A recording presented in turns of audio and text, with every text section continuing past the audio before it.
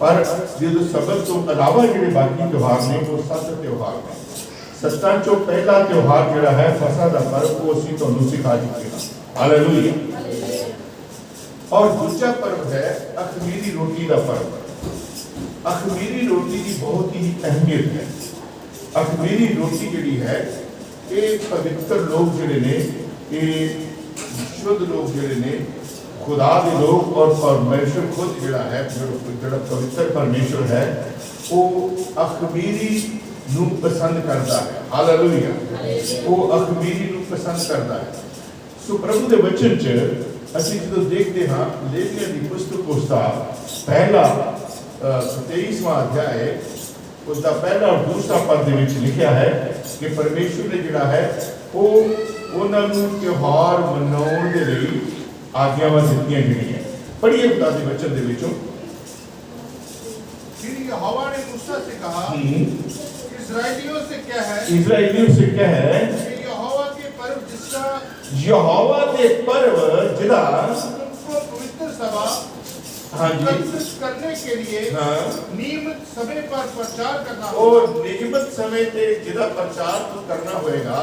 मेरे वो पर्व ये नहीं। और इसलिए कि पहला पर्व है फसह का पर्व जब के स्टार्ट होता है, पर जो 6वीं आयत को पढ़ते हैं तो फिर दूसरा पर्व स्टार्ट हो जाता है। पढ़िए 6वीं आयत। और उसी महीने के 15वें दिन को यहोवा के लिए अख़मीरी रोटी का पर्व हुआ करे। यहोवा के लिए अख़मीरी रोटी का पर्व हुआ करे।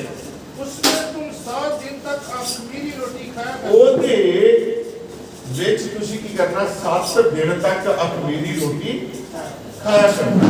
ये जेड़ा अख़मीरी रोटी का पर्व है ये फसह के पर्व तो अगले दिन, फसह का पर्व जो फ्राइडे हुआ ते सैटरडे जेड़ा है वो ये पर्व स्टार्ट हो जाता है। केड़ा पर्व? फसह का पर्व स्टार्ट हो जाता है ते सैटरडे को लेके अगले फ्राइडे तक वो फसह का पर्व जेड़ा है वो चलता रहता है। हालेलुया। ये जेड़ा पर्व है ये बड़ी अहमियत वाला पर्व है। जो असी बड़े ध्यान संजीदगी सुनांगे और इनू अपने जीवन च लै लवांगे तो बड़े वड्डे काम जिहड़े ने वो साडे जीवन च हो सकते हैं। खुदा सानू होर पवित्र करता है।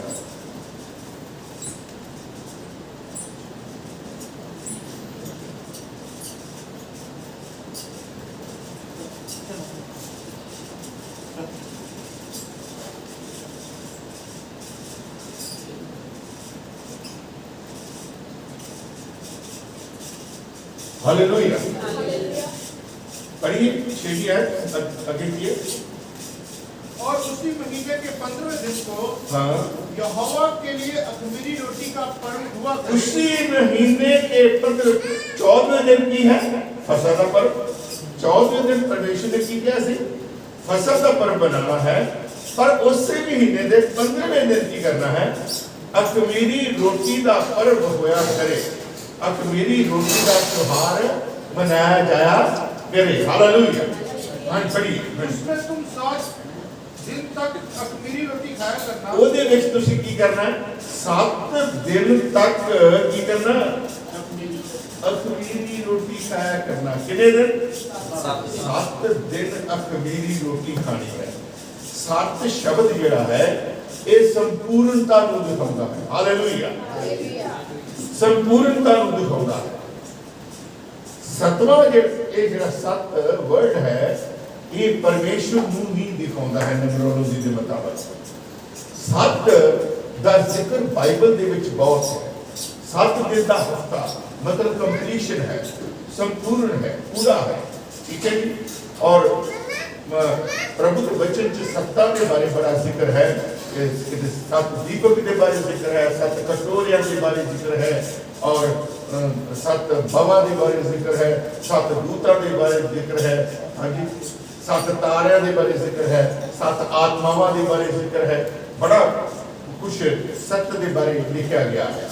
और प्रभु ने 7 दिन ये क्या कि तुसी की करना त्योहार नू मनाउणा है। 7 दिन त्योहार मनाउंदे रहना। 7 दिन ये त्योहार मनाउणा ते ओदे च रोटी केड़ी खानी है? अखमीरी रोटी। हालेलुया। केड़ी रोटी खानी है? अखमीरी रोटी खानी है। आगे बढ़िए खुदा दे वचन च।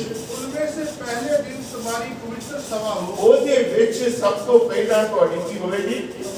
पवित्र सभा होगी।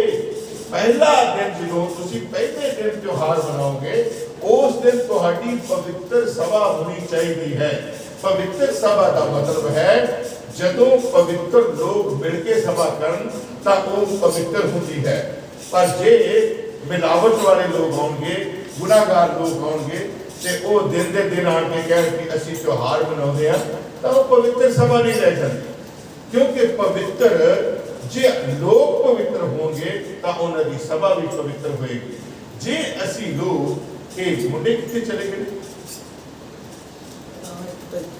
हाँ जी, पक्के नहीं चले गए, हाँ जी, पक्के चले गए दूसरे का अंदर जगह खाली पी है, 3 कुर्सियां खाली पी हैं।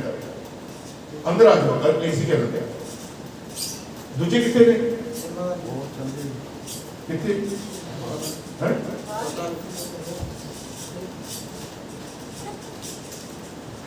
हालेलुया। सो खुदा दा जेड़ा वचन है बड़े ध्यान नाल सुनना। असी वचन दे टाइम उठ के चले जाने खुदा खुश हो गया। इस वचन दे टाइम वचन शुरू हो गए ते असी बाहर चल जिए कि इस गल च खुदा खुश है। मैं भाई हीरे नाल गल कर रहा था। मैं कहा भाई हीरा तुसी मेरे नाल कोई गल कर रहे हो ते मैं कहा भाई गुलजार नाल गल करी जानी, मैं तुहाडी गल ही नहीं सुनदा। तुसी की महसूस करोगे? तुसी गुस्सा महसूस करोगे कि यार पास्टर चंगा है, साडा पास्टर है ते मेरी गल ही नहीं सुनदा, तो अपनी गल ना किसी होर ना करी जाके। हाँ जी, महसूस करोगे तुम। उसी तरह जे परमेश्वर साडे नाल गल करता है तब फिर असीं उठ के तो जी असीं सुनना पसंद न करिए कि आपां आशीष पा लवांगे, बरकत पा लवांगे। बड़ा मुश्किल है। खुदा साडे जीवन को बदलता है।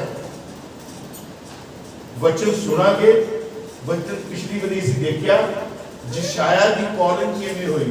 वो खुदा दे भवन च बैठा है, तादू दी कॉलिंग हुई है। उत्थे उन्हें उस पवित्रताई को देखिया है, उस सभा की पवित्रताई को देखिया है।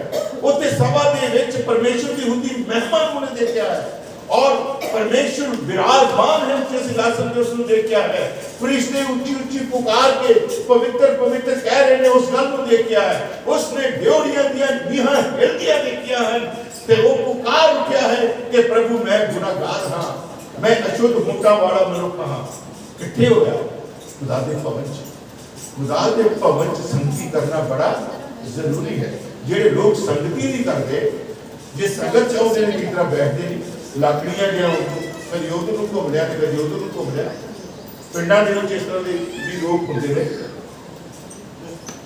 ਬਦਗੀ ਚੱਲਦੀ ਹੁੰਦੀ ਹੈ। ਕੁਝ ਲੋਕ ਨਾ ਨਿਆਣਿਆਂ ਨੂੰ ਕੁੱਟਣੇ ਹੁੰਦੇ ਨੇ, ਚੁੱਪ ਕਰ ਓਏ ਤੂੰ ਚੁੱਪ ਕਰ, ਆਪ ਵਚਨ ਨਹੀਂ ਸੁਣਦੇ। ਆਪਣਾ ਧਿਆਨ ਕੋਈ ਬੰਦੀ ਨਹੀਂ, ਪਰ ਆਪਣਾ ਦਿਖਾਵਾ ਦਿਖਾ ਰਹੇ ਨੇ ਅਸੀਂ ਇਹ ਕਰ ਰਹੇ ਹਾਂ, ਅਸੀਂ ਉਹ ਕਰ ਰਹੇ ਹਾਂ। ਇਸ ਤਰ੍ਹਾਂ ਦੇ ਲੋਕ ਵੀ ਪਿੱਛੇ ਰਹਿ ਜਾਂਦੇ ਨੇ ਜਦੋਂ खुदा ਦੇ वचन नहीं सुनते। परमेश्वर का वचन बड़े ध्यान ਨਾਲ सुनना है क्योंकि टाइम तो पहले ही बहुत बिल्कुल थोड़ा। और मैं इन्हें समाप्त करना चाहता हाँ आज क्योंकि नेक्स्ट डे जड़ा है वो मैं दूसरे त्योहार के गल करनी है। उस फिर तीजा जड़ा दिन है मेन प्रीचिंग हुई। हालेलुया। और ये भी प्रीचिंग है, ये प्रीचिंग का हिस्सा है। वचन की शिक्षा प्राप्त करनी, वचन को सुनना, ये खुदा का वचन है। खुदा साडे नाल किहड़ी गलबात करता है, खुदा ने इजराइलियों ने की गलबात की, ये सब कुछ खुदा साडे नाल गल करता है। असीं खुदा के वचन चों सुन रहे सां। तुसीं पहले दिन पवित्र सभा करनी है ते सभा किन्हां दे नाल हुंदी है? पवित्र लोकां दे नाल। पवित्र सभा किवें होएगी? पवित्र लोकां दे नाल होएगी। जे असीं पवित्र नहीं हां तां फिर पवित्र सभा किवें हो सकती है? पढ़िए खुदा के वचन च। और उस दिन क्रिश्चियन का कोई काम ना करना, पर 7 दिन तुम यहोवा को हवा चढ़ाया करना और 7वें दिन पवित्र सभा हो। 7वें दिन फिर की होगी? 7 दिन और ਜਿਹੜਾ ਦੂਜੇ ਦਿਨ ਤੋਂ ਲੈ ਕੇ ਫਿਰ ਮਤਲਬ 7ਵੇਂ ਦਿਨ ਤੇ ਪਹਿਲੇ ਦਿਨ ਪਵਿੱਤਰ ਸਭਾ ਹੋਵੇ। ਪਰ ਜਿਹੜੇ ਪਿਛਲੇ ਦਿਨ ਨੇ ਉਹਦੇ ਬਾਰੇ ਪ੍ਰਭੂ ਦੇ ਵਚਨ 'ਚ ਕੀ ਲਿਖਿਆ ਪੜ੍ਹੀਏ। उस दिन क्रिश्चियन का कोई काम ना करना। फिर यहोवा ने मूसा से कहा, मतलब जिस दिन पवित्र सभा होवे तो उस दिन कोई भी परिश्रम का काम नहीं करना, अपना कोई भी काम नहीं करना। यही तालीम परमेश्वर की सबत के दिन के बारे है। यही तालीम आज हफ्ते के पहले दिन के बारे है। जेड़ा दिन खुदा ने बंदगी लिए ठहराया है, अपने लिए ठहराया है। असी जो उसे दिन अपने होर काम शुरू कर देने हैं तो फिर बरकत भी तरह उन्हीं की देता है। बरकत पानी है तो खुदा नूं जीवन दिओ, खुदा नूं समा दिओ। मत सोचो कि थैली चलो आने थैली साडे अगे आ जाती है ठंडा पासा बाड़ी दिस इज सफिशिएंट। रब दे घर च लागी मोहर लागी, वो तो देण वाला है, वो मंगण वाला नहीं है, वो तो देंदा है। वो कहता तुसीं की बड़ा काम करदे हो, जंगल के सब पशु पंछी मेरे नहीं है, जे तुसीं उन्हां दी कुर्बानी चढ़ाउंदे तो की चढ़ाउंदे हो? ये अनाज सब मेरा नहीं है, ये दरख्त पेड़ पौधे मेरे नहीं है, हवावां मेरियां नहीं है, बदल मेरा नहीं है। तुसीं मैनूं की अर्पण कर रहे हो? कुछ भी अर्पण नहीं करते तुसीं। ਅਸੀਂ ਸੋਚਦੇ ਹਾਂ ਅਸੀਂ ਆਪਣੇ ਰੱਬ ਦਾ ਸਮਾਂ ਕਿਸੇ ਹੋਰ ਕੰਮ ਨੂੰ ਦੇ ਕੇ ਸ਼ਾਇਦ ਸਾਨੂੰ ਬਹੁਤ ਵੱਡੀ ਬਰਕਤ ਮਿਲ ਜਾਏ। ਗਲਤ ਹੈ। ਆਪਣੇ ਆਪ ਨੂੰ ਸੁਧਾਰੀਏ।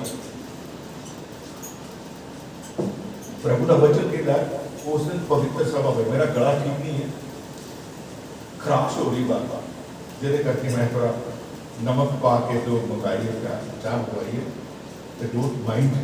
ਮੈਂ ਇਹ ਤਰ੍ਹਾਂ ਕਦੇ ਕੀਤਾ ਨਹੀਂ ਕਿ ਪ੍ਰਚਾਰ ਕਰ ਦੇਣਾ ਹੈ। ਠੀਕ ਹੈ, मैं इस करके कि वचन दे विच कोई रुकावट ना आए। Hallelujah, hallelujah. सो खुदा दा वचन ਅਸੀਂ ਪੜ੍ਹ ਰਹੇ ਹੁਣ ਪਵਿੱਤਰ ਸਭਾ ਦੀ ਗੱਲ ਹੈ ਤੇ ਜਿਹੜੀ ਅਖਮੀਰੀ ਰੋਟੀ ਹੈ ਉਹਦੀ ਪਵਿੱਤਰ ਲੋਕਾਂ ਦੇ ਵਿੱਚ ਵੀ ਬੜੀ ਅਹਿਮੀਅਤ ਹੁੰਦੀ ਹੈ। ਹਾਲੇਲੂਇਆ। ਜਦੋਂ ਲੂਤ ਸਦੋਮ ਤੇ ਅਮੋਰਾ ਸ਼ਹਿਰ ਦੇ ਵਿੱਚ ਸੀ, ਸਦੋਮ ਤੇ ਅਮੋਰਾ ਸ਼ਹਿਰ ਦਾ ਪਾਪ ਉੱਪਰ ਪਹੁੰਚ ਗਿਆ ਔਰ ਪਰਮੇਸ਼ਰ ਨੇ ਫੈਸਲਾ ਕਰ ਲਿਆ ਕਿ ਮੈਂ ਇਹਨਾਂ ਦੋਵਾਂ ਸ਼ਹਿਰਾਂ ਨੂੰ ਕੀ ਕਰਨਾ, आग बढ़ा के उपरों ते इनू जला के रख कर देना है। उसे समलैंगिक तक पाप आ चुका है, लोग पूरे पाप से ग्रस्त हो चुके सन और परमेश्वर के दूत आए हैं और वो दूत के ने वो जो वो घर आए हैं ਤਾਂ ਉੱਥੇ ਜਿਹੜਾ ਹੈ ਖੁਦਾ ਦੇ ਵਚਨ ਦੇ ਵਿੱਚ ਜਦੋਂ ਅਸੀਂ ਪੜ੍ਹਦੇ ਖੁਦਾ ਦੇ ਵਚਨ ਪੜ੍ਹੀਏ ਜੈਨਸਿਸ ਦੀ ਪੁਸਤਕ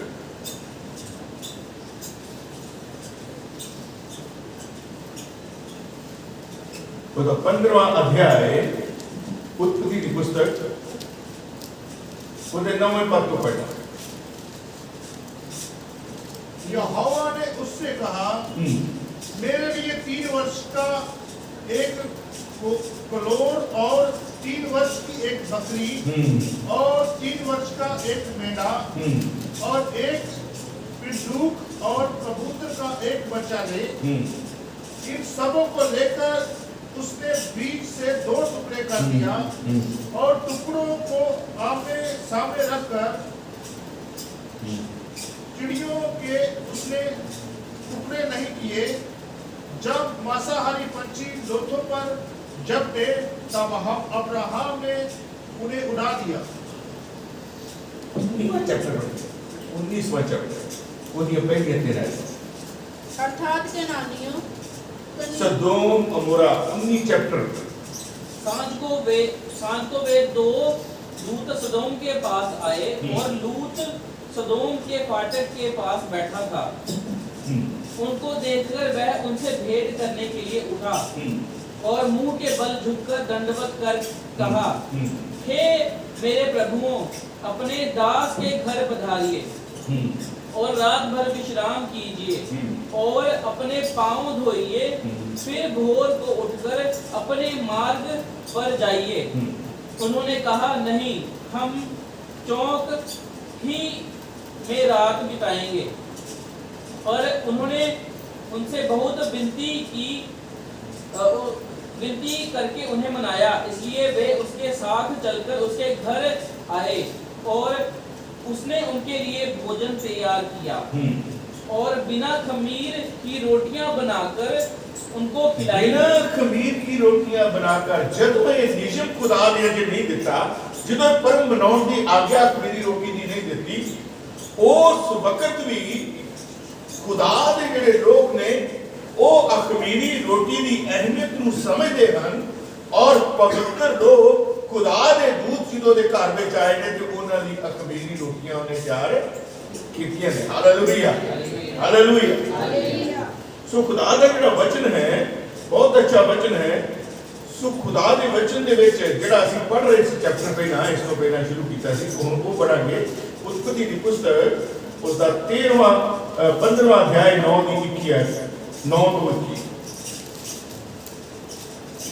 यहोवा ने उससे कहा, मेरे लिए 3 वर्ष की एक कलौर और 3 वर्ष की एक बकरी और 3 वर्ष का एक मेढ़ा और एक पिंडुक और कबूतर का एक बच्चा ले। इन सबों को लेकर उसने बीच से 2 टुकड़े कर दिया और टुकड़ों को आमने सामने रखा, पर चिड़ियों के उसने टुकड़े नहीं किए। जब मांसाहारी पक्षी लोथों पर झपटे तब अब्राहम ने उन्हें उड़ा दिया। जब सूर्य अस्त होने लगा तब अब्राहम को भारी नींद आई और देखो अनंत भय और कुर्बानी स्टार्टिंग की होया अब्राहम ने उन 2 टुकड़े करता है उस कुर्बानी और ये जो 2 टुकड़े कुर्बानी करना है ये भी जी है अखमीरी रोटी के पर्व के जाके ये विधि जी है कि संपूर्ण हो जाती है। जी समझ उस वक्त आती है सर अखमीरी रोटी फसा का पर्व इन दोनों पर्वों के सानू इस गल की जी है वो मिलती है। जो खुदा के वचन से असी देखते हाँ जो कूच की किताब या निर्गमन की पुस्तक उसका 12वां अध्याय 12 तो 14 तो 15 तो 20 आयत पढ़िए खुदा के वचन से। बड़ा अच्छा खुदा का वचन है। हाँ जी पढ़िए। 15 तो 20।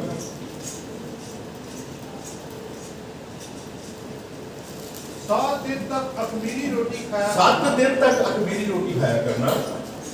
उनमें से पहले ही दिन अपने ਉਹਦੇ ਵਿੱਚੋਂ ਪਹਿਲੇ ਹੀ ਦਿਨ ਆਪਣੇ ਆਪਣੇ ਘਰ ਵਿੱਚ अखमीर हटा देना। ਅਖਮੀਰ ਆਪਣੇ ਆਪਣੇ ਘਰਾਂ ਚੋਂ ਜਿਹੜਾ ਖਮੀਰ ਹੈ ਖਮੀਰ ਜਿਹੜਾ ਹੈ ਆਪਣੇ ਆਪਣੇ ਘਰਾਂ ਤੋਂ ਕੀ ਕਰ ਦੇਣਾ ਉਹ ਕੱਢ ਦੇਣਾ ਬਾਹਰ ਕੱਢ ਦੇਣਾ ਪਹਿਲੇ ਦਿਨ ਕੱਢ ਦੇਣਾ। ਤੁਹਾਡੇ ਘਰ 'ਚ ਕੋਈ ਵੀ ਰਤਾ ਵੀ ਥੋੜਾ ਜਿਹਾ ਵੀ ਖਮੀਰ नहीं होना चाहिए। हालेलुया। पढ़िए खुदा के वचन। वरना जो कोई पहले दिन से लेकर 7वें दिन तक कोई अखमीरी वस्तु खाए वह प्राणी इस्राएलियों में से नष्ट किया जाए। जेड़ा भी कोई मनुख इस्राएलियों दा इन्हां दिनां दे विच खमीर वाली कोई चीज खाएगा वो उस उन्हां लोकां चों नष्ट कर दिया जाएगा, नाश कर दिया जाएगा। मैं वैरी हेल्थी जी बाइबल है उसका नाम की है देख बाइबल शायद उसका नाम है और वो मैं पढ़ रहा सी उन्हें तर्जमे के गल कही इतने उन्होंने एक शब्द यूज किया है उसने कि वो मतलब मर जाएगा उस तक मातम छा जाएगा जेड़े लोग खमीर उन्होंने दिनों के खाणगे। खमीर जिहड़ा है वो पाप नूं बदी नूं बुराई नूं दिखाउंदा है। हालेलुया। इसलिए खमीर खाना मना कर दिता गया है और प्रभु का वचन कहता है कि तुसी अखमीरी रोटी का पर्व मनाना है। अखमीरी रोटी के पर्व नूं मनाउण दे लई जिहड़ा है वो उन्हां नूं खुद भी अपने आप को शुद्ध करना पिया, अपने आप को पवित्र करना पिया ताकि वो लोग पवित्र सभा कर सकन। हालेलुया। वो जेड़े गुनाह सन, जेड़े बदियां सन, जेड़े बुराइयां सन उन्होंने पश्चाताप किए, जिन्हां ने तौबा करने की लोड़ सी उन्होंने तौबा की है अपने पापों को। जेड़े नशा करते सन उन्होंने नशा नूं त्यागया है, जेड़े व्यभिचार करते सन व्यभिचार नूं त्यागया है और जेड़े खून के प्यासे सन उन्होंने नफरत के राह कमांड ਨੂੰ ਛੱਡ ਦਿੱਤਾ है और एक दूसरे ਨੂੰ प्यार कर लग पए ਹਨ सो खुदा ਦਾ वचन दसता है कि वो लोग उन्होंने अपने आप को शुद्ध और पवित्र किया है ताकि उन्होंने पवित्र सभा हो सके हालेलुया और पवित्र बन के पवित्र सभा करके वो पर्व ਨੂੰ मना सकन खुदा ਦਾ वचन है ਹੁਣ ਜਦੋਂ ਅਸੀਂ 18ਵਾਂ ਪਦ ਇੱਥੇ ਪੜ੍ਹਦੇ ਹਾਂ ਬੜੀ 18ਵਾਂ ਪਦ पहले महीने के 14वें दिन की सांझ से लेकर 21वें दिन की सांझ तक 14वें दिन ਤੋਂ ਲੈ ਕੇ 21वें दिन की सांझ 21 तक दिन तक ਇੱਥੇ त्योहार 15वें दिन है पर क्या किसी दिन ਤੋਂ 14वें दिन ਤੋਂ 14वें दिन ਕੀ ਸੀ फसह ਦਾ त्योहार ਮਨਾਉਂਦੇ ਸਨ ਹਾਲੇਲੂਇਆ ਕੁਝ ਗੱਲਾਂ ਫਸਹ ਦੇ त्योहार ਦੇ ਵਿੱਚ ਤੇ ਖਮੀਰੀ ਰੋਟੀ ਦੇ ਪਰਬ ਚ ਸਾਂਝੀਆਂ ਹਨ ਉਹਦਾ ਇੱਕ ਕਾਰਨ ਇਹ ਵੀ ਹੈ ਕਿ ਯਿਸੂ ਮਸੀਹ ਫਸਹ ਦੇ त्योहार ਵਾਲੇ ਦਿਨ ਖੁਦ ਸਾਡਾ ਫਸਹ ਬਣ ਗਿਆ ਸਾਡੇ ਲਈ ਕੁਰਬਾਨ ਹੋ ਗਿਆ ਦੂਜੀ ਗੱਲ ਇਹ ਹੈ ਕਿ ਉਹ ਜਿਸ ਦਿਨ ਅਖਮੀਰੀ ਰੋਟੀ ਦਾ ਪਰਬ ਹੈ ਉਹ ਦੂਜਾ ਦਿਨ ਹੈ ਜਿਹੜਾ ਪ੍ਰਭੂ ਯਿਸੂ ਮਸੀਹ ਦੀ ਕਬਰ ਦਾ ਦਿਨ ਹੈ और जिस दिन फसह का त्योहार है उस दिन भी फसह का मेमना जड़ा है फसह का लेला जड़ा है जदों ਉਹਨੂੰ ਰੋਸਟ ਕਰਕੇ ਖਾਂਦੇ ਸਨ ਤਾਂ ਉਹਦੇ ਨਾਲ ਜਿਹੜੀ ਹੈ ਅਖਮੀਰੀ ਰੋਟੀ ਹੀ ਖਾਂਦੇ ਸਨ ਹਾਲੇਲੂਇਆ ਔਰ ਉਹ ਪਰਬ ਮਨਾਉਣ ਤੋਂ ਪਹਿਲਾਂ ਸਾਰੇ ਘਰ ਦੇ ਮੁਖੀ ਆਪਣੇ ਬੱਚਿਆਂ ਨੂੰ ਨਾਲ ਲੈ ਕੇ ਘਰ ਦੀਆਂ ਨੁਕਰਾਂ ਦੇ ਵਿੱਚੋਂ ਵੀ ਮੈਂ ਜਿਵੇਂ ਤੁਹਾਨੂੰ ਫਸਹ ਦੇ ਤਿਉਹਾਰ ਤੇ ਦੱਸਿਆ ਸੀ ਮੈਨੂੰ ਦੁਬਾਰਾ ਥੋੜਾ ਜਿਹਾ ਦੁਹਰਾਉਣਾ ਪਏਗਾ उस बैकग्राउंड से जाना पड़ेगा वो खंभ लेते सी और खंभ नाल नुकरां चों भी खमीर कढ़ लेंदे सन और लकड़ दा जिहड़ा एक वड्डा स्पून हुंदा है चमच हुंदा है ਉਹਦੇ ਵਿੱਚ ਉਹਨੂੰ ਖੰਭ ਦੇ ਨਾਲ ਪਾਉਂਦੇ ਸਨ ਫਿਰ ਉਹਨੂੰ ਕਿਸੇ ਸਪੈਸ਼ਲ ਥੈਲੇ ਦੇ ਵਿੱਚ ਪਾ ਕੇ ਸਾਰੇ ਖਮੀਰ ਨੂੰ ਤੇ ਸ਼ਹਿਦ ਦੀ ਕਿਉਂਕਿ ਪ੍ਰਭੂ ਦੇ ਵਚਨ 'ਚ ਲਿਖਿਆ ਵਿਵਸਥਾ ਵਿਵਰਣ ਦੇ ਵਿੱਚ और कि तुसी जिहड़ा त्योहार है खमीरी रोटी दा फसह दा त्योहार जिहड़ा है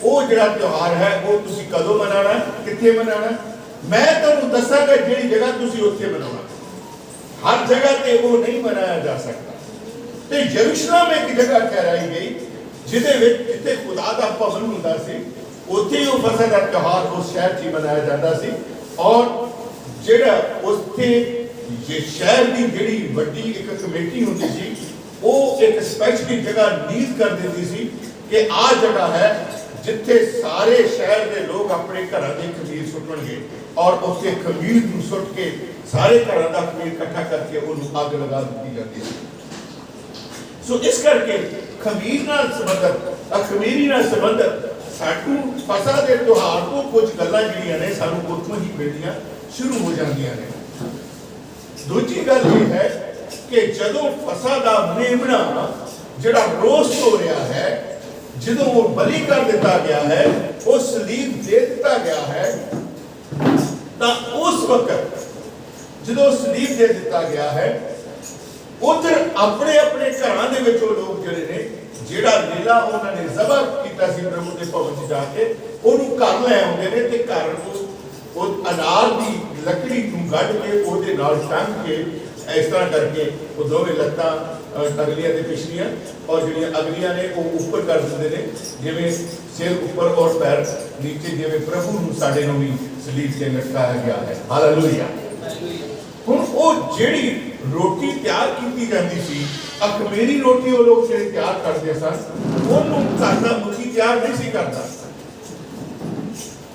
ਉਹ ਜਿਹੜੀ ਰੋਟੀ ਸੀ ਉਹ ਘਰ ਦੀਆਂ 3 ਔਰਤਾਂ ਤਿਆਰ ਕਰਦੀਆਂ ਸਨ ਉਸ ਰੋਟੀ ਨੂੰ ਕਿੰਨੀਆਂ ਔਰਤਾਂ ਤਿਆਰ ਕਰਦੀਆਂ ਸਨ 3 ਔਰਤਾਂ ਤਿਆਰ ਕਰਦੀਆਂ ਸਨ ਜੇ ਤੁਸੀਂ ਪ੍ਰਭੂ ਯਿਸੂ ਮਸੀਹ ਦੀ ਵੰਸ਼ਾਵਲੀ ਦੇ ਵਿੱਚ ਦੇਖੋ 40 ਪੀੜ੍ਹੀਆਂ ਦੇ ਵਿੱਚ ਸਿਰਫ 3 ਔਰਤਾਂ ਦਾ ਨਾਮ ਆਇਆ ਹੈ ਹਾਲੇਲੂਇਆ ਜਿਹੜੀ ਕਿਹੜੀ ਦਾ ਨਾਮ ਆਇਆ ਹੈ ਤਮਾਰ ਰੂਤ ਤੇ ਨੋ ਉਹਦਾ ਵੰਸ਼ਾਵਲੀ ਦਾ ਨਾਮ ਨਹੀਂ ਹੈ तमार रूत राहाब हालेलुया राहाब एक वैश्य सी वैश्य हो हुंदी होई भी उन्हें प्रभु च विश्वास कीता ते प्रभु च और ओदे विचों गा यीशु मसीह दी वंशा बनी पैदा हुई है हालेलुया तमार कौन सी पता तुम? तमार यहूदा दी नौ सी। ओदा पति मर गया। उस वक्त का कानून है कि जिहड़ा ओदा जिहड़ा जेठ है जां ओदा जिहड़ा दियोर है ਉਹ ਉਹਦੇ ਚੋਂ ਸੰਤਾਨ ਉਹਦੇ ਭਰਾ ਦੇ ਲਈ ਪੈਦਾ ਕਰੇ। ਪਰ ਜਿਹੜਾ ਭਰਾ ਆ ਉਹ ਵੀ ਭੱਜ ਗਿਆ, ਸਾਰੇ ਭਰਾ ਭੱਜ ਗਏ। ਹੁਣ ਉਹ ਔਰਤ ਨੇ ਆਪਣਾ ਜੀਵਨ, ਕਿਉਂਕਿ ਉਥੋਂ ਦਾ ਰਿਵਾਜ ਹੈ, ਉਹਦੀ ਵੰਸ਼ਾਵਲੀ ਦੇ ਵਿੱਚੋਂ ਯਹੂਦਾ ਦੇ ਇਹ ਬੇਟੇ ਸਨ ਔਰ ਯਹੂਦਾ ਦੀ ਨੌਂ ਸੀ ਤੇ ਯਹੂਦਾ ਦੀ ਸੰਤਾਨ ਕੌਣ ਪਾਇਆ ਹੈ? ਯਿਸੂ ਮਸੀਹ। ਹਾਲੇਲੂਇਆ। ਕਿਹਦੀ ਸੰਤਾਨ ਪਾਇਆ? ਯਹੂਦਾ ਦੀ ਸੰਤਾਨ। ਔਰ ਯਹੂਦਾ ਜਿਹੜਾ ਹੈ ਉਹਦੇ ਨਾਲ ਧੋਖੇ ਦੇ ਨਾਲ ਉਹਨੇ ਮਤਲਬ ਪਤੀ ਪਤਨੀ ਵਾਲੇ ਰਿਲੇਸ਼ਨ ਬਣਾ ਕੇ ਔਰ ਉਹਦੇ ਨਾਲ ਜਿਹੜਾ ਹੈ ਉਹਦੇ ਤੋਂ ਸੰਤਾਨ ਪੈਦਾ ਕੀਤੀ ਔਰ ਉਥੋਂ ਯਿਸੂ ਮਸੀਹ ਦਾ ਪੈਦਾ ਹੋਇਆ। ਹਾਲੇਲੂਇਆ। ਆਉਣ ਵਾਲੀ ਵੰਸ਼ਾਵਲੀ ਇਹ ਤਿੰਨ ਔਰਤਾਂ ਦੀ ਇੱਕ ਕੁਰਬਾਨੀ ਸੀ, ਬੜੀ ਵੱਡੀ ਕੁਰਬਾਨੀ ਸੀ। ਹਾਲੇਲੂਇਆ। ਬਹੁਤ ਵੱਡੀ ਕੁਰਬਾਨੀ। ਰੂਤ ਦੀ ਬਹੁਤ ਵੱਡੀ ਕੁਰਬਾਨੀ ਹੈ। ਉਹਨੇ ਸਾਰੇ ਆਪਣੇ ਮੁਆਬੀਆਂ ਨੂੰ ਠੁਕਰਾ ਦਿੱਤਾ ਹੈ। ਉਹਨੇ ਆਪਣੇ ਸੱਸ ਨੂੰ ਜਿਹੜਾ ਹੈ ਕਬੂਲ ਕੀਤਾ ਹੈ। ਉਸਨੇ ਸੱਸ ਦੇ ਪਰਮੇਸ਼ਰ ਨੂੰ ਕਬੂਲ ਕੀਤਾ ਹੈ। ਉਸਨੇ ਸੱਸ ਦੇ ਆਪਣੀ ਸੱਸ ਦੇ ਜਿਹੜਾ ਹੈ ਉਹ ਸਾਰੇ ਸਮਾਜ ਨੂੰ ਕਬੂਲ ਕੀਤਾ ਹੈ। ਹਾਲੇਲੂਇਆ। ਉਹਦੀ ਸ਼ਾਦੀ ਕਿਹਦੇ ਨਾਲ ਹੋਈ? ਬੋਅਜ਼ ਦੇ ਨਾਲ। ਹਾਲੇਲੂਇਆ। ਸੋ ਬੋਅਜ਼ ਦੀ ਖਾਨਦਾਨ ਤੋਂ ਕੌਣ ਪੈਦਾ ਹੋਇਆ? ਦਾਊਦ ਪੈਦਾ। ਜਿਸ਼ੇ ਤੋਂ ਦਾਊਦ ਪੈਦਾ ਹੋਇਆ। ਹਾਲੇਲੂਇਆ। ਸੋ ਇਹ ਤਿੰਨ ਔਰਤਾਂ ਦੇ ਨਾਮ ਪ੍ਰਭੂ ਯਿਸੂ ਮਸੀਹ ਦੀ ਵੰਸ਼ਾਵਲੀ ਚ ਹਨ, ਜਦ ਕਿ ਇਜ਼ਰਾਈਲੀ ਲੋਕਾਂ ਦੀ ਵੰਸ਼ਾਵਲੀ ਜਿਹੜੀ ਹੈ ਜਾਂ ਜਦੋਂ ਨਾਮ ਲਿਖਦੇ ਹਨ ਤਾਂ ਉੱਥੇ ਔਰਤਾਂ ਦੇ ਨਾਮ ਨਹੀਂ ਲਿਖੇ ਜਾਂਦੇ। ਔਰਤਾਂ ਤੇ ਬੱਚਿਆਂ ਦੇ ਨਾਮ ਨਹੀਂ ਲਿਖੇ ਜਾਂਦੇ। 20 ਸਾਲ ਜਾਂ ਉਸ ਤੋਂ ਉੱਪਰ ਦੇ ਜਿਹੜੇ ਮਰਦ ਹਨ ਉਹਨਾਂ ਦੇ ਨਾਮ ਹੀ ਲਿਖੇ ਜਾਂਦੇ ਹਨ। ਇਹ ਉਹਨਾਂ ਦੇ ਵਿੱਚ ਇੱਕ ਰਸਮ ਹੈ, ਰਿਵਾਜ ਹੈ। ਸੋ ਤਿੰਨ ਔਰਤਾਂ ਦਾ ਜ਼ਿਕਰ ਉੱਥੇ ਵੀ ਆਇਆ ਹੈ। ਘਰ ਦੀਆਂ ਤਿੰਨ ਔਰਤਾਂ ਉਹ ਅਖਮੀਰੀ ਰੋਟੀ ਨੂੰ ਉਹ ਬਣਾਉਂਦੀਆਂ ਸਨ। ਮੈਂ ਤੁਹਾਨੂੰ ਅਗਲੀ ਸ਼ਰਾਬਾਨੀ ਦੇ ਵਿੱਚ ਮੈਂ ਚਾਹਾਂਗਾ ਮੈਂ ਖੁਦ ਬਣਾ ਕੇ ਦਵਾਂ ਰੋਟੀ ਆਪਣੇ ਪਤਨੀ ਨੂੰ ਤੇ ਉਹਨੂੰ ਮੈਂ ਦੱਸਾਂਗਾ ਕਿ ਕਿਵੇਂ ਬਣਨੀ ਹੈ। ਇੱਕ ਨਮੂਨਾ ਹੋਏਗਾ। ਵੈਸੇ ਜਿਸ ਤਰ੍ਹਾਂ ਅਸੀਂ ਖਾਣੇ ਚਲੋ ਰੂਟੀਨ ਹੈ ਸਾਡੀ, ਇਹ ਅਖਮੀਰੀ ਰੋਟੀ ਹੈ, ਉਹਦੇ 'ਚ ਕੋਈ ਖਮੀਰ ਨਹੀਂ ਹੁੰਦਾ ਜਿਹੜੀ ਅਸੀਂ ਰੋਟੀ ਦਿੰਦੇ ਹਾਂ। ਹਾਲੇਲੂਇਆ। ਪਰ ਉਹ ਰੋਟੀ ਦਾ ਕੁਝ ਮਤਲਬ ਹੈ। ਉਹਨੂੰ ਇਸ ਤਰੀਕੇ ਨਾਲ ਬਣਾਇਆ ਜਾਂਦਾ ਕਿ ਉਹਦੇ 'ਚ ਸ਼ੇਕ ਕੀਤੇ ਜਾਂਦੇ ਨੇ। ਯਿਸੂ ਮਸੀਹ ਨੂੰ ਸ਼ੇਕਿਆ ਗਿਆ ਹੈ, ਉਹਦੇ ਨੇਜ਼ਾ ਵੀ ਮਾਰਿਆ ਗਿਆ, ਉਹਦੇ ਕੇਲੇ ਠੋਕੇ ਗਏ। ਯਿਸੂ ਮਸੀਹ ਲਹੂ ਲਹਾਨ ਹੈ ਕੋੜੇ ਖਾ ਕੇ। ਔਰ ਉਹ ਰੋਟੀ ਇਸ ਤਰ੍ਹਾਂ ਦੀ ਨਜ਼ਰ ਆਉਣੀ ਚਾਹੀਦੀ ਕਿ ਉਹਦੇ ਤੇ ਕਾਲੇ ਕਾਲੇ ਧੱਬੇ ਨਜ਼ਰ ਆਉਣੇ ਚਾਹੀਦੇ ਹਨ ਜਦੋਂ ਉਹ ਪੱਕਦੀ ਹੈ। ਔਰ ਉਹ ਧੱਬੇ ਪ੍ਰਭੂ ਯਿਸੂ ਮਸੀਹ ਦੇ ਲਹੂ ਦੇ ਧੱਬਿਆਂ ਨੂੰ ਦਿਖਾਉਂਦੇ ਹਨ। ਹਾਲੇਲੂਇਆ। ਹਾਲੇਲੂਇਆ। तो इस तरीके ਦੇ ਨਾਲ ਉਸ ਰੋਟੀ ਨੂੰ ਵੀ ਤਿਆਰ ਕੀਤਾ ਜਾਂਦਾ। ਤਿੰਨ ਰੋਟੀਆਂ ਤਿਆਰ ਹੁੰਦੀਆਂ ਨੇ ਤੇ ਉਹ ਇਸ ਡਿਜ਼ਾਈਨ ਨਾਲ ਰੱਖੀਆਂ ਜਾਂਦੀਆਂ ਨੇ ਕਿ ਘਰ ਦਾ ਮੁਖੀ ਜਿਹੜਾ ਹੈ ਉਹਨਾਂ ਦੇ ਵਿੱਚੋਂ ਵਿਚਕਾਰਲੀ ਨੂੰ ਹੀ ਚੁਣਦਾ ਹੈ। ਇਜ਼ਰਾਈਲੀ ਤਿੰਨ ਰੋਟੀਆਂ ਦਾ ਜਿਹੜਾ ਮਤਲਬ ਕਈ ਵਾਰੀ ਕੱਢਦੇ ਨੇ ਕਿ ਮਤਲਬ ਇਜ਼ਹਾਕ ਆਪਣੇ ਅਬਰਾਹਮ, ਇਜ਼ਹਾਕ ਔਰ ਯਾਕੂਬ या फिर जाजिब, लेवी और यहूदी, एक तरह की इस तरह की योग करते हैं। पर न्यू टैस्टामेंट ਦੇ ਵਿੱਚ ਆਣ ਕੇ ਸਾਡੇ ਜਿਹੜੇ ਲੋਕ ਹਨ ਉਹਨੂੰ ਪਿਤਾ ਪੁੱਤਰ ਔਰ ਪਵਿੱਤਰ ਆਤਮਾ ਦੇ ਨਾਮ 'ਚ ਦੇਖਦੇ ਹਨ। ਪਿਤਾ ਪੁੱਤਰ ਔਰ ਪਵਿੱਤਰ ਆਤਮਾ ਦੇ ਨਾਮ 'ਚ ਦੇਖਦੇ ਹਨ ਤੇ ਪਿਤਾ ਪੁੱਤਰ ਔਰ ਪਵਿੱਤਰ ਆਤਮਾ ਵਿਚਕਾਰ ਕੌਣ ਹੈ? ਪੁੱਤਰ ਹੈ। ਹਾਲੇਲੂਇਆ। ਯਿਸੂ ਮਸੀਹ ਦੀਆਂ ਕ੍ਰੋਸਿਸ ਜਿਸ ਸਲੀਬ ਤੇ ਚਾੜਿਆ ਗਿਆ ਉਹਦੇ ਨਾਲ ਦੋ ਹੋਰ ਕ੍ਰੋਸਿਸ ਤੇ ਜਿਹੜੇ ਅਪਰਾਧੀ ਚੜਾਏ ਗਏ ਸਨ ਤੇ ਵਿਚਕਾਰਲੀ ਕ੍ਰੋਸ ਕਿਹਦੀ ਸੀ? ਯਿਸੂ ਮਸੀਹ ਦੀ ਸੀ। ਹਾਲੇਲੂਇਆ। ਸੋ ਵਿਚਕਾਰਲੀ ਜਿਹੜੀ ਰੋਟੀ ਹੁੰਦੀ ਸੀ ਉਹਨੂੰ ਜਿਹੜਾ ਹੈ ਉਹ ਮੁਖੀ ਕੱਢਦਾ ਹੈ ਤੇ ਉਹ ਰੋਟੀ ਨੂੰ ਮੁੜ ਕੇ ਸਿੱਧੀ ਅੰਬਰ ਕੇ ਤੋੜ ਦਿੰਦਾ ਹੈ। ਹਾਲੇਲੂਇਆ। ਯਿਸੂ ਮਸੀਹ ਸਾਡੇ ਲਈ ਤੋੜਿਆ ਗਿਆ ਹੈ। ਹਾਲੇਲੂਇਆ। ਯਿਸੂ ਮਸੀਹ ਸਾਡੇ ਲਈ ਤੋੜਿਆ ਗਿਆ ਹੈ। ਯਿਸੂ ਮਸੀਹ ਜੋ ਸਲੀਬ ਉੱਤੇ ਜਾਨ ਦੇ ਦਿੱਤੀ ਹੈ उसनू कफन च लपेटिया गया है। और जिवें घर का मुखी अद्धी रोटी घर दे विच खाण नहीं दिंदा है ते अद्धी रोटी जिहड़ी है वो किसी जगह ते सनी दे किसी कपड़े दे विच या थैले च छुपा के उसनू रख दिंदा है ते बच्चियां नू कहंदा है कि जाओ जाके उस रोटी नू जिहड़ा उस टुकड़े नू लभ लवे ओनू इनाम मिलेगा। हालेलुया। उस थैले नू जिहदे विच रोटी हुंदी है ओनू कहा जाता है एफिकोमैन। ਉਹਨਾਂ ਦੀ ਭਾਸ਼ਾ ਦੇ ਵਿੱਚ, ਇਬਰਾਨੀ ਭਾਸ਼ਾ ਦੇ ਵਿੱਚ ਉਹਨੂੰ ਕਹਿੰਦੇ ਨੇ ਐਫੀਕੋਮੈਨ। ਐਫੀਕੋਮੈਨ ਦਾ ਮਤਲਬ ਹੈ ਉਹ ਜੋ ਵਾਪਸ ਆਏਗਾ, ਉਹ ਜੋ ਉਸੇ ਤਰ੍ਹਾਂ ਯਿਸੂ ਮਸੀਹ ਨੂੰ ਬੜੇ ਅੱਛੇ ਕੱਪੜੇ ਦੇ ਵਿੱਚ ਲਪੇਟ ਕੇ ਉਹਨੂੰ ਛੁਪਾ ਦਿੱਤਾ ਗਿਆ ਇੱਕ ਤਰ੍ਹਾਂ ਨਾਲ, ਉਹਨੂੰ ਕਬਰ ਚ ਰੱਖਣ ਤੋਂ ਬਾਅਦ ਚੰਗੀ ਤਰ੍ਹਾਂ ਵੱਡੇ ਪੱਥਰ ਦੇ ਨਾਲ ਢੱਕ ਦਿੱਤਾ ਗਿਆ ਹੈ ਔਰ ਉਹ ਐਫੀਕੋਮੈਨ ਦੀ ਤਰ੍ਹਾਂ ਹੈ। ਔਰ ਜਦੋਂ ਤੁਸੀਂ ਪੜ੍ਹਦੇ ਹੋ ਮੱਤੀ 27 ਦੀ 56 ਦੇ ਵਿੱਚ ਉੱਥੇ 3 ਔਰਤਾਂ ਦਾ ਜ਼ਿਕਰ ਹੈ ਕਿ ਬਹੁਤ ਸਾਰੀਆਂ ਔਰਤਾਂ ਦੇ ਵਿੱਚ ਆ 3 ਔਰਤਾਂ ਜਿਨ੍ਹਾਂ ਦੇ ਨਾਮ ਦਿੱਤੇ ਗਏ ਨੇ। ਮਰਕਸ 15 ਦੀ 40 ਦੇ ਵਿੱਚ ਵੀ ਉਹਨਾਂ 3 ਔਰਤਾਂ ਦਾ ਜ਼ਿਕਰ ਕੀਤਾ ਗਿਆ ਹੈ। ਸੋ ਇਸ ਕਰਕੇ 3 ਔਰਤਾਂ ਦਾ ਸਪੈਸ਼ਲੀ ਜ਼ਿਕਰ ਹੈ ਜਦੋਂ ਉਹ ਉੱਥੇ ਖੜੀਆਂ ਹਨ। ਕਿਹੜੀ ਰੋਟੀ ਦੇ ਕੋਲ? ਅਖਮੀਰੀ ਰੋਟੀ ਦੇ ਕੋਲ, ਉਹ ਜੋ ਰੋਸਟ ਹੋ ਚੁੱਕੀ ਹੈ, ਹਾਲੇਲੂਇਆ, ਉਹ ਜੋ ਬਣ ਚੁੱਕੀ ਰੋਟੀ ਹੈ, ਉਹ ਜੋ ਐਫੀਕੋਮੈਨ ਦੇ ਅੰਦਰ ਹੈ, ਉਹਦੇ ਬਾਰੇ ਜ਼ਿਕਰ ਹੈ ਕਿ ਉਹ ਜੋ ਵਾਪਸ ਆਏਗਾ, ਹਾਲੇਲੂਇਆ, ਉਹ ਜੋ ਵਾਪਸ ਆਏਗਾ। ਉਹ ਜਿਹੜਾ ਰੋਟੀ ਹੈ ਉਹਨੂੰ ਇਸ ਤਰੀਕੇ ਨਾਲ ਤੋੜਿਆ ਗਿਆ। ਪ੍ਰਭੂ ਯੀਸ਼ੂ ਮਸੀਹ ਨੇ ਨਹੀਂ ਆਖਿਆ ਫਸਾ ਵਾਲੇ ਦਿਨ ਉਹਨੇ ਆਪਣੇ ਚੇਲਿਆਂ ਨੂੰ ਇਕੱਠਾ ਕੀਤਾ, ਉਹਨੇ ਫਸਾ ਮਨਾਇਆ। ਫਸਾ ਮਨਾਉਂਦਿਆਂ ਉਹਨੇ ਉੱਤੇ ਗਿਆ ਰੋਟੀ ਲਈ ਤੇ ਉਹਨੂੰ ਪਰਮੇਸ਼ਵਰ ਦਾ ਸ਼ੁਕਰ ਕਰਕੇ ਤੋੜਿਆ ਤੇ ਚੇਲਿਆਂ ਨੂੰ ਦੇ ਕੇ ਆਖਿਆ ਇਹ ਮੇਰਾ ਬਦਨ ਹੈ, ਇਹਨੂੰ ਲੈ ਕੇ ਖਾ, ਮੇਰੀ ਯਾਦਗਾਰੀ ਇਸੇ ਤਰ੍ਹਾਂ ਕਰਦੇ ਰਹੋ। ਮਤਲਬ ਅਸੀਂ ਮਹਿਸੂਸ ਕਰ ਸਕਦੇ ਹਾਂ ਕਿ ਯੀਸ਼ੂ ਮਸੀਹ ਹੀ ਸਾਡੀ ਅਖਮੀਰੀ ਰੋਟੀ ਹੈ। Hallelujah, hallelujah. ਯੀਸ਼ੂ ਮਸੀਹ ਅਖਮੀਰੀ ਹੈ, ਉਹਦੇ ਵਿੱਚ ਕੋਈ ਖਮੀਰ ਨਹੀਂ ਹੈ, ਉਹਦੇ ਵਿੱਚ ਕੋਈ ਵਲਛਲ ਨਹੀਂ ਹੈ, ਉਹਦੇ ਵਿੱਚ ਕੋਈ ਪਾਪ ਨਹੀਂ ਹੈ, ਉਹਦੇ ਵਿੱਚ ਕੋਈ ਬੁਰਾਈ ਨਹੀਂ ਹੈ। ਜਿਸ ਰਾਹ ਤੋਂ ਪੜਵਾਇਆ ਗਿਆ 5 ਅਦਾਲਤਾਂ ਦੇ ਵਿੱਚ ਜਿਹੜਾ ਹੈ ਉਹ ਨਿਰਦੋਸ਼ ਪਾਇਆ ਗਿਆ ਹੈ, ਉਹ ਨਿਸ਼ਪਾਪ ਪਾਇਆ ਗਿਆ ਹੈ। ਉਹਦੇ ਵਿੱਚ ਕੋਈ ਪਾਪ ਨਹੀਂ ਹੈ, ਉਹ ਮਰ ਕੇ ਹੀ ਉਹਦੇ ਵਿੱਚ ਕੋਈ ਖਮੀਰ ਨਹੀਂ ਹੈ। Hallelujah, hallelujah. ਇਸ ਤਰੀਕੇ ਦੇ ਨਾਲ ਬੱਚੇ ਜਦੋਂ ਲੱਭ ਲੈਂਦੇ ਨੇ ਉਹ ਰੱਖਦਾ ਇਸ ਤਰੀਕੇ ਨਾਲ ਹੈ ਕਿ ਹਰ ਇੱਕ ਨੂੰ ਲੱਭ ਜਾਵੇ, ਸੌਖਾ ਲੱਭ ਜਾਵੇ, ਫਿਰ ਉਹ ਇਨਾਮ ਦਿੰਦਾ ਹੈ। ਤਿਉਹਾਰ ਦਾ ਦਿਨ ਹੈ ਬੱਚਿਆਂ ਨੂੰ। ਉਸੇ ਤਰ੍ਹਾਂ ਅਗਲੇ ਦਿਨ ਪ੍ਰਭੂ ਯਿਸੂ ਮਸੀਹ ਕਬਰ ਚੋਂ ਬਾਹਰ ਆ ਜਾਂਦੇ ਹਨ। Hallelujah, hallelujah. ਕਬਰ ਚੋਂ ਕੀ ਆ ਜਾਂਦੇ ਨੇ? ਬਾਹਰ ਆ ਜਾਂਦੇ ਨੇ ਤੇ ਉਹ ਚੇਲਿਆਂ ਨੂੰ ਮਿਲਦੇ ਨੇ ਤੇ ਉੱਥੇ ਲਿਖਿਆ ਹੈ ਪਵਿੱਤਰ ਆਤਮਾ ਦਾ। ਹਾਲੇਲੂਇਆ। ਉਹਨੇ ਆਤਮਾ ਉਹਨਾਂ ਦੇ ਉੱਤੇ ਫੂਕਿਆ ਹੈ। ਯਿਸੂ ਮਸੀਹ ਨੇ ਆਤਮਾ ਫੂਕਿਆ ਹੈ, ਇੱਕ ਗਿਫਟ ਉਹਨਾਂ ਨੂੰ ਮਿਲ ਚੁੱਕਾ ਹੈ। Hallelujah, hallelujah. ਸੋ ਉਹ ਐਫੀਕੋਮੈਨ ਜਿਹਦੇ ਬਾਰੇ ਇਹ ਸ਼ਬਦ ਹੈ ਕਿ ਉਹ ਜੋ ਵਾਪਸ ਆਏਗਾ और वो वापस आ गया। हालेलुया। वो महान परमेश्वर है। ਹੁਣ 7 ਦਿਨ ਦੀ ਜਿਹੜੀ ਗੱਲ ਹੈ, 7 ਦਿਨ ਉਹ ਪਰਮ ਮਨਾਉਂਦੇ ਹਨ।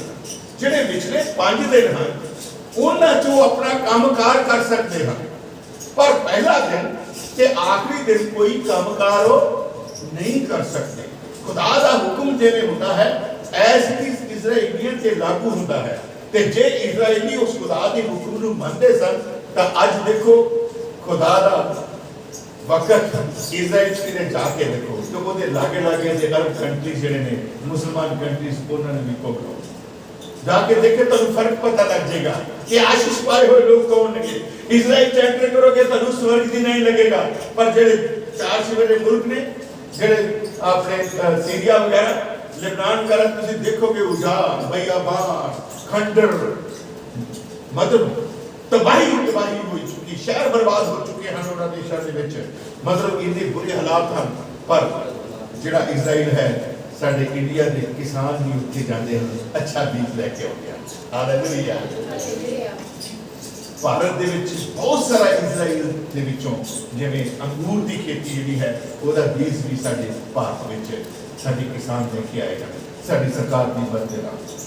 मतलब इन्ना इजराइल अगाह वधू है, साइंस दी टेक्नोलॉजी जिहड़ी है ਉਹਦੇ ਵਿੱਚ बहुत ही अगाह वधू इजराइल है। प्रभु ने बहुत आशीष दी है, प्रभु ने बहुत बरकत दी है।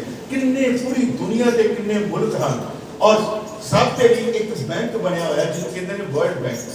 की कहते हैं वर्ल्ड बैंक। वर्ल्ड बैंक का जिहड़ा ਉਹਦੇ ਤੇ अधिकार है पता किहदा? इजराइलियां दा। यहूदियां 80% हिस्सा वर्ल्ड बैंक का ਉਹਦੇ ਯਹੂਦੀਆਂ ਦਾ है। हालेलुया। ਤੇ ਦੇਸ਼ਾਂ ਦੇ ਦੇਸ਼ ਉਹ ਤੋਂ ਕੀ ਕਰਦੇ ਨੇ? ਉਹ ਤੋਂ ਕਰਜ਼ਾ ਲੈਂਦੇ ਨੇ। ਹਾਲੇਲੂਇਆ। ਉਹਦੇ ਤੋਂ ਕਰਜ਼ਾ ਲੈਂਦੇ। ਛੋਟਾ ਜਿਹਾ ਮੁਲਕ ਹੈ, ਸਾਡੇ ਪੰਜਾਬ ਦੀ ਆਬਾਦੀ ਪਤਾ ਕਿੰਨੀ ਹੈ? लगभग 3 करोड़ 40-50 लाख के करीब पहुंच चुकी है इस वक्त मेरे ख्याल से। पर इजराइल की पता कितनी आबादी अजे करोड़ नहीं हुई, 90 लाख के करीब।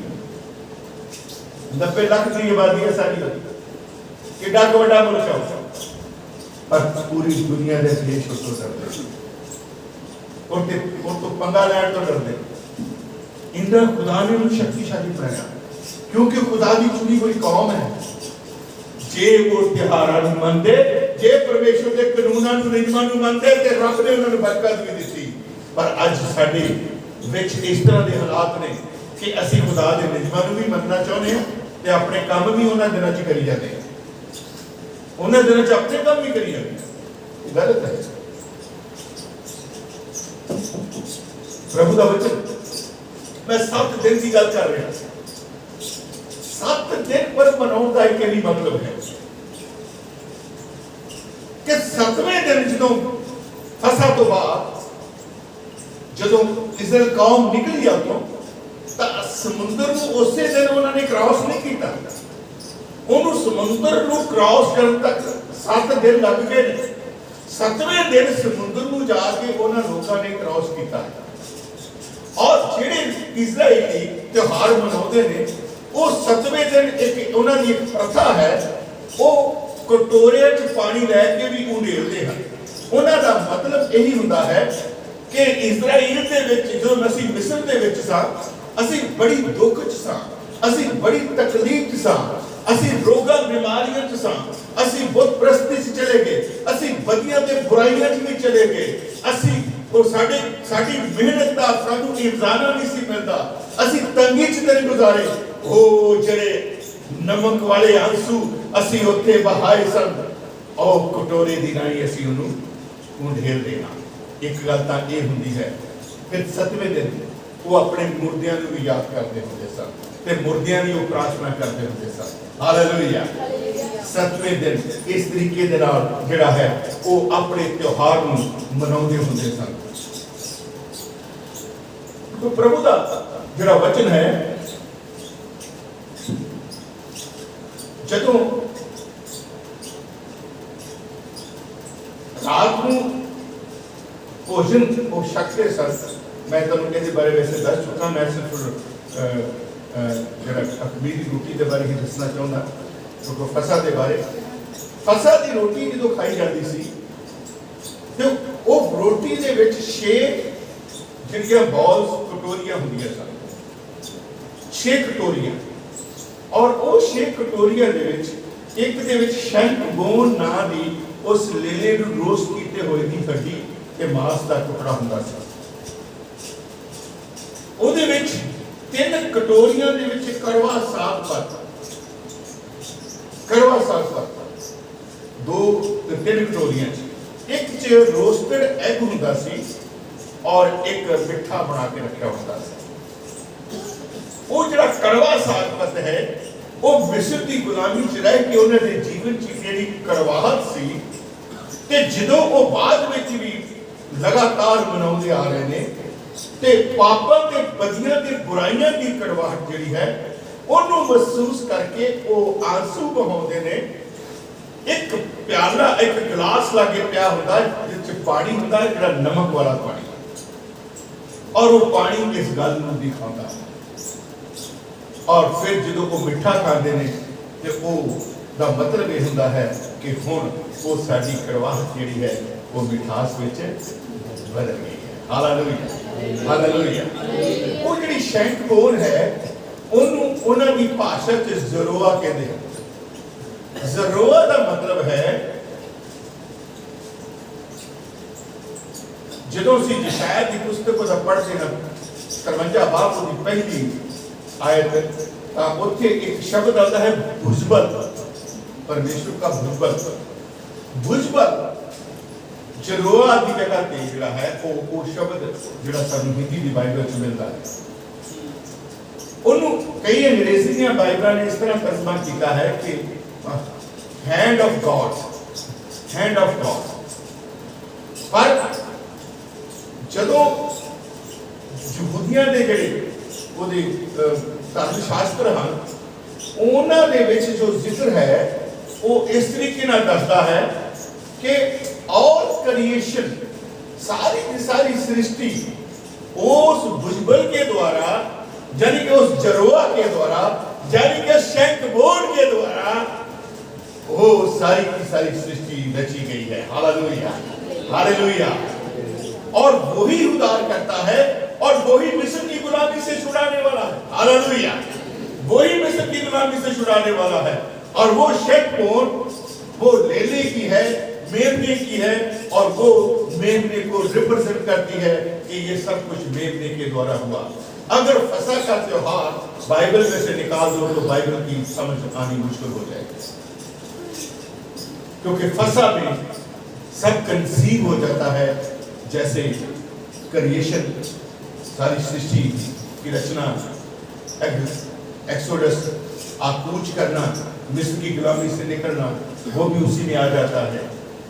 और सारे उनके एग्जाइल जो हैं, उनके रीति रिवाज जो हैं, और फिर प्रभु का आगमन भी उसी में आ जाता है।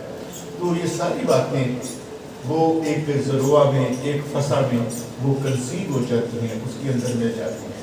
Hallelujah hallelujah. तो ये फसा के त्योहार में से अख़मीरी रोटी के साथ संबंधित जो बातें हैं वो मैंने आपको बताई।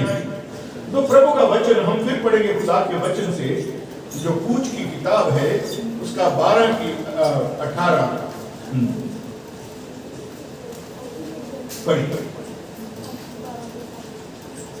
18 पहले महीने के 14वें दिन की सांझ से लेकर 21वें दिन की सांझ तक तुम अख़मीरी रोटी खाया करना। 21वें दिन की सांझ तक क्या करना है? अख़मीरी रोटी खाया करना है। हालेलुया। और बहुत सारे लोग जो हैं आज शराबानी करते हैं, तो शराबानी वो अख़मीरी रोटी होती नहीं है, ख़मीरी रोटी होती है। ब्रेड लेके आते हैं, ब्रेड तोड़ते हैं, उसको बांटते हैं, गलत है। प्रभु का वचन कहता है अख़मीरी रोटी के पर्व में ख़मीर किसी के घर में नजर भी आ गया तो वहां समझो मातूम आ गया। लेकिन वो लोग इन बातों को नहीं समझते। खुदा के वचन में हम और आगे बढ़ेंगे। 7 दिन तक तुम्हारे घरों में कुछ भी ख़मीर ना रहे। हम इससे पहले खुदा का वचन एक और पढ़ेंगे। व्यवस्था विवरण पढ़िए, व्यवस्था साल की पुस्तक, व्यवस्था विवरण डिटरोनोमी 16वां अध्याय उसका 2रा पद। 16वां अध्याय। इसलिए जो स्थान यहोवा अपने नाम का निवास ठहरने को चुन लेगा, वही अपने परमेश्वर यहोवा। मैंने आपको जैसे पहले बता दिया कि प्रभु ये जो त्योहार था ये प्रभु की इच्छा के अनुसार स्पेशल जगह पे ही बनाया जाना है। हालेलुया।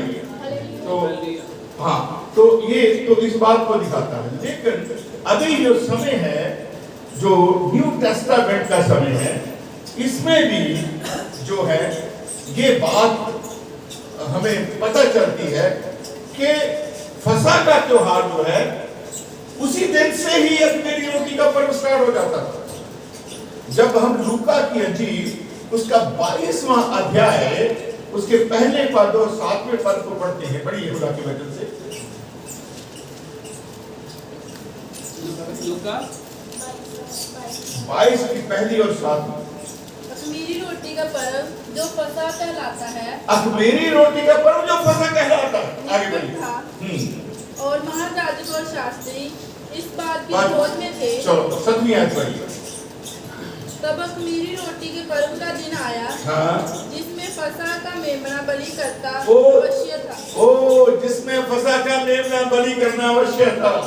जब अख़मीरी रोटी का पर्व, मतलब ये है कि असल में अख़मीरी रोटी का जो पर्व था वो फसह के त्योहार वाले दिन ही शुरू हो जाता था। हालेलुया। तो इसमें बाइबल में हमें ये बात पता चल जाती है। और ये 7 दिन जो है, 7 दिन जो वो लोग जो थे, इसको इजरायली लोग जो है पोस्ट पेसा के नाम से भी जानते हैं। पोस्ट पेसा मतलब जो पास ओवर है, जो फसह का त्योहार है, वो अगले 7 दिन तक भी अख़मीरी रोटी के पर्व को भी साथ बुला लेते हैं, उसको मानते हैं कि वो अख़मीरी रोटी भी फसह के साथ रिलेटेड है। हालेलुया। तो वो फसह को रेगुलर याद करते हुए वो अख़मीरी रोटी के पर्व को मनाते हैं। जब हम खुदा के वचन से पढ़ते हैं तो कूच की किताब एक्सोडस उसका 23वां अध्याय उसका 15वां पद पढ़िए।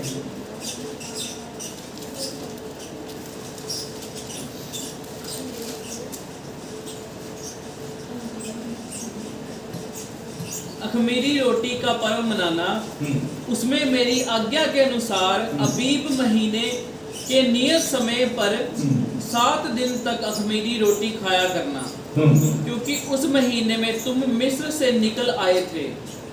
देखिए खुदा के वचन से हाँ जी, मत्ती दी अंजील होता 16वां अध्याय है, उसे 6वां और 12वां पद पढ़ना है। मत्ती दी अंजील 16वां 6वां और 12वां पद।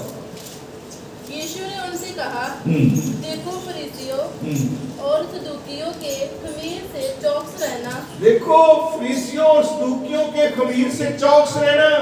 वे आपस में विचार करने लगे। 12वीं आयत पढ़िए। हाँ जी।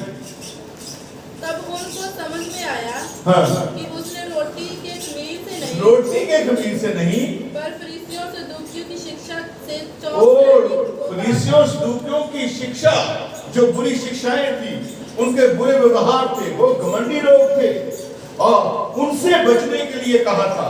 तो प्रभु के वचन में लिखा है कि है जब हम खुदा के वचन से पढ़ते हैं तो मत्ती 13 की 33 और जब हम देखते हैं खुदा के वचन से तो वहां पे ये भी लिखा हुआ है कि बुरी संगति अच्छे चरित्र को बिगाड़ देती है। ये लिखा है 1 कोरिन्थियों 15 की 33 में, वहां पे लिखा है कि बुरी संगति अच्छे चरित्र को बिगाड़ देती है। हम ऐसे लोगों से जब संगति करते हैं तो उनका चरित्र हमारे चरित्र को बिगाड़ देता है, हमारे स्वभाव को बिगाड़ देता है। हमें बचना है, उनके बुरे खमीर से बचना है, उनकी बुराइयों से बचना है। आज भी बहुत सारे फकीर फरीसी हैं हमारे बीच में।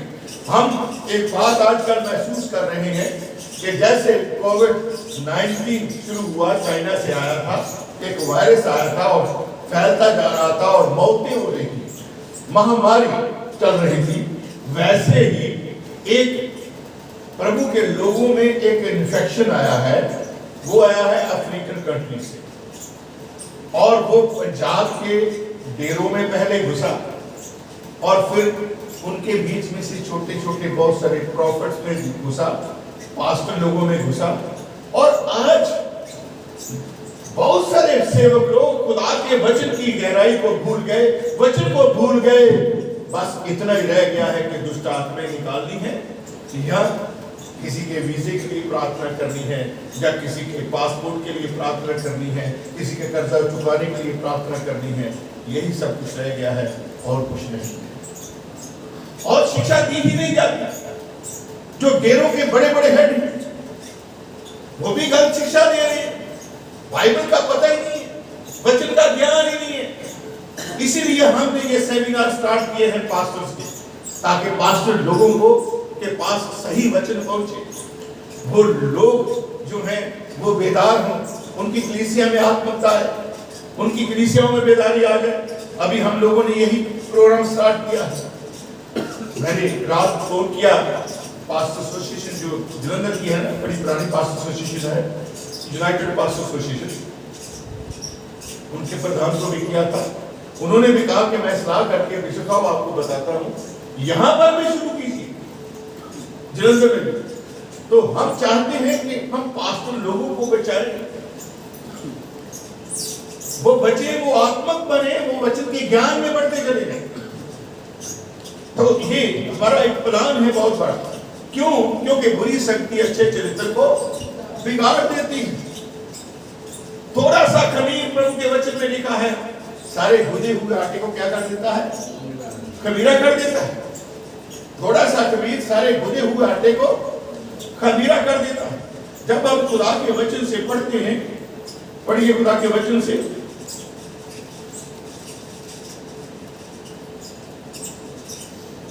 मत्ती 13 की 33 पढ़िए।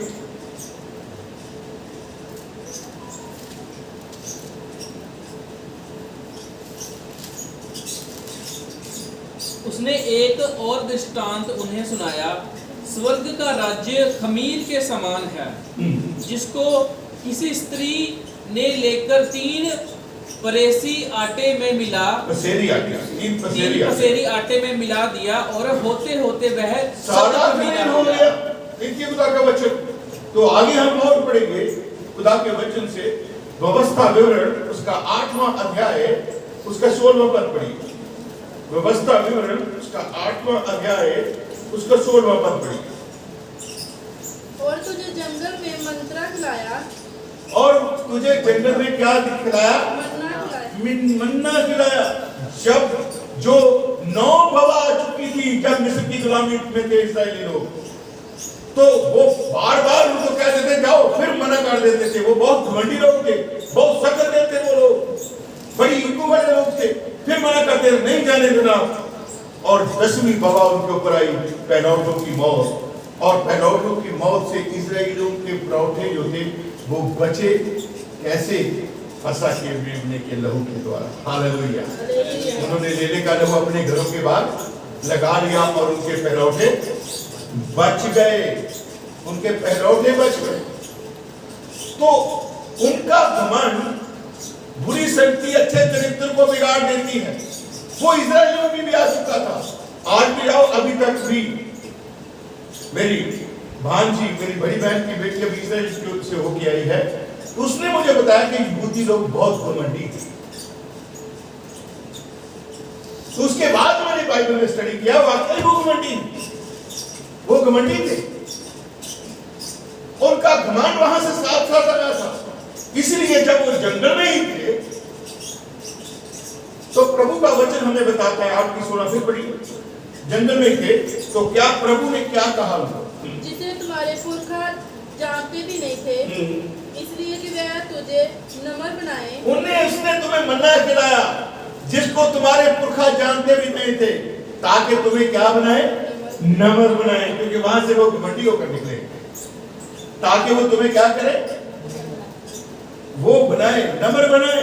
इसलिए खुदा के वचन में लिखा है, 1 कोरिन्थियों पढ़िए, उसका 5वां अध्याय उसके 6वें पद से पढ़ना। 1 कोरिन्थियों 5वां अध्याय। मैं छेती खत्म करूंगा क्योंकि ये बाइबल टीचिंग है, इसमें टाइम लग जाता है। 5 की 6 से पढ़ना। तुम्हारा घमंड करना अच्छा तुम्हारा घमंड करना अच्छा नहीं। क्या तुम नहीं जानते? क्या तुम नहीं जानते कि थोड़ा सा खमीर पूरे गूंदे हुए आटे को खमीर कर कि देता है। थोड़ा सा खमीर पूरे गुदे हुए आटे को क्या कर देता है? तुम्हारा घमंड करना अच्छा नहीं है। इसका किसके साथ तुलना कर दी उन्होंने? पलूस रसूल ने खमीर के साथ, खमीर के साथ। तुम्हारा घमंड करना अच्छा नहीं, क्योंकि थोड़ा सा खमीर पूरे गुदे हुए आटे को क्या कर देता है? खमीर कर देता है। आगे बढ़िए। पुराना खमीर निकाल कर, पुराना खमीर निकाल कर अपने आप को शुद्ध करो। अपने आप को। हमने एक गीत भी गाया था, और जो ज़बूर पढ़ा गया था उसमें भी एक आयत थी, घमंडी लोग जो हैं खुदा उनको पसंद है, वो उसके सामने नहीं आ सकते। तो जो हमने ज़बूर गाया भी था, 40 ज़बूर, उसमें वो एक बस थी, कमंडियां कोल ओ ना जाता ना झूठियां नाल रखदा, कमंडियां कोल ओ नहीं जाता ते झूठियां नाल यारी। ਅਸੀਂ ਨਿੱਕੀਆਂ ਨਿੱਕੀਆਂ ਗੱਲਾਂ 'ਚ ਆਪਣੀ ਈਗੋਸ ਅੱਗੇ ਰੱਖਦੇ ਹਾਂ, ਨਿੱਕੀਆਂ ਨਿੱਕੀਆਂ ਗੱਲਾਂ 'ਚ ਆਪਣੇ ਘਮੰਡ ਨੂੰ ਅੱਗੇ ਰੱਖਦੇ ਹਾਂ। ਔਰ ਇਹ ਗਲਤ ਹੈ ਕਿ ਸਾਡੇ 'ਚ ਨਮਰਤਾ ਨਹੀਂ ਹੈ ਤਾਂ ਫਿਰ ਸਾਨੂੰ ਖੁਦਾ ਪਸੰਦ ਨਹੀਂ ਕਰਦਾ। ਇਸੇ ਕਰਕੇ ਇਜ਼ਰਾਈਲ ਕੌਮ ਨੂੰ ਪ੍ਰਭੂ ਨੇ ਜਦੋਂ ਮੰਨਾ ਖਿਲਾਇਆ ਤੇ ਨਾਲ ਇਹ ਹਦਾਇਤ ਦਿੱਤੀ ਕਿ ਤੁਹਾਨੂੰ ਮੈਂ ਮੰਨਾ ਇਸ ਲਈ ਖਿਲਾਇਆ ਤਾਂ ਕਿ ਤੁਸੀਂ ਨਮਰ ਬਣੋ। ਹਾਲੇਲੂਇਆ। ताकि ਤੁਸੀਂ नम्र बन जाओ। तो अखमीरी रोटी का जो पर्व है वो हमें नम्र बनाता है, वो हमें नम्र बनाता है, हमें शुद्ध करता है, हमें पवित्र करता है। खुदा के वचन में जब हम 8वां पद भी पढ़ते हैं, पढ़िए 8वां पद भी पढ़ दीजिए। तो आओ हम उत्सव में आनंद मनाएं। हाँ, हम उत्सव में आनंद मनावे। हाँ जी। ना तो पुराने खमीर से, ना इससे पहले वो थी हमारा भी फसल सब किया कि बन जाओ, ताकि तुम खमीरी हो, ताकि तुम खमीरी हो, क्योंकि हमारा भी फसा जो कि हमारे लिए, हमारा भी फसा जो मसीह है, जो हमारे लिए बलिदान हो गया। हालेलुया। हमारा भी फसा जो मसीह है हमारे लिए बलिदान हो गया। आगे बढ़िए। तो आओ हम उस्तव में आनंद मनावे। हाँ जी। ना पुराने खमीर से, ना बुराई से, और दुष्टता से, ना दुष्टता से, दुष्टता के खमीर से, ना दुष्टता के खमीर से, ना बुराई के खमीर से, ना घमंड के खमीर से। हालेलुया। हम उस्तव में आनंद मनाए तो ये सब बातें छोड़कर हमें आना पड़ेगी। Hallelujah, hallelujah. तो बहुत सारे लोग अपने पापों को साथ लिए चलते हैं। हमने गीत गाया था, यीशु तुम्हें बुला रहा, एक नजर तो मोड़ लो, क्यों ये गुनाह लिए चले, इनको यहीं पे छोड़ दो। हालेलुया। हम गा रहे हैं तो इसका मतलब यही है, हम अपने पापों को छोड़ना है, हमने अपनी बुराइयों को छोड़ना है, बदियों को छोड़ना है, अपने घमंड को छोड़ना है।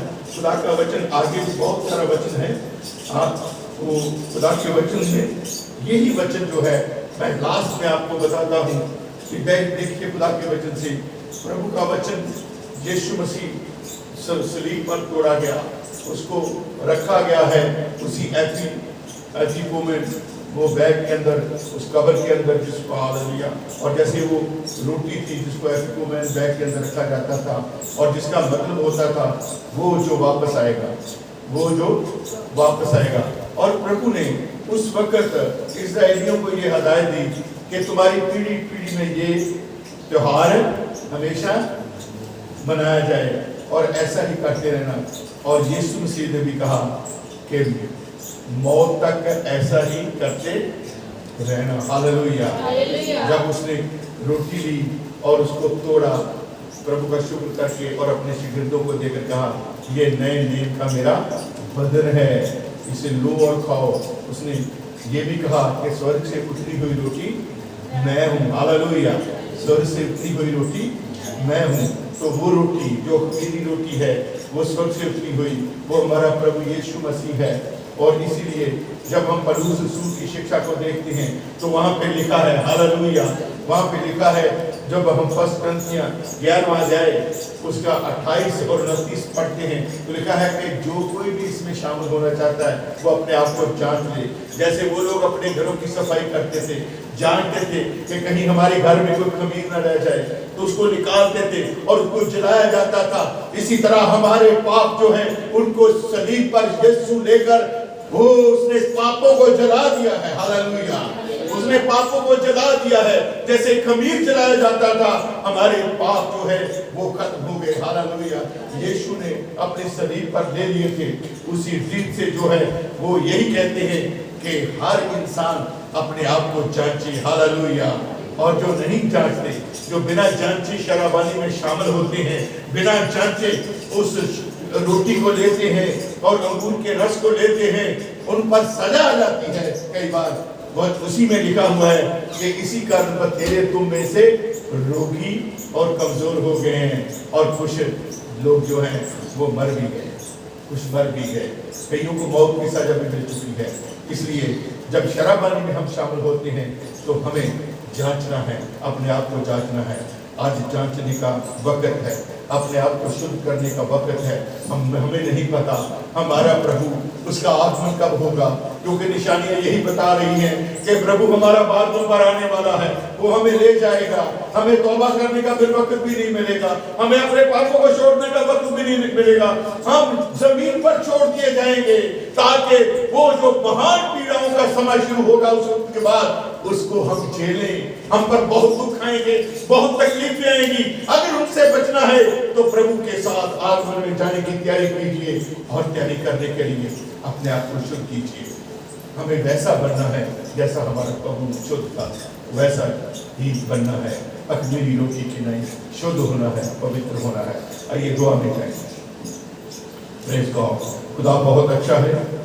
मैंने काफी कुछ छोड़ दिया क्योंकि ये वचन जो है कलीसिया में प्रचार का ही वक्त होता है, और जब हम टीचिंग देते हैं वहाँ पे 2-2, 3-3 घंटे हम पढ़ा सकते हैं, तो वहाँ पे हम पढ़ाएंगे पूरा डिटेल में, तो यहाँ पे नहीं हो सकता। सो इस करके फिर भी हमारे लोगों को ये ज्ञान होना चाहिए मेरी रोटी का पर्व क्या है। ये वो अब हमारी कलीसिया जो है उसको अधिकार है कि वो भी पर्व बनाए। वो पर्व कैसे बनाएगी? होली कम्युनिटी के द्वारा, हालेलुया, अशराबानी के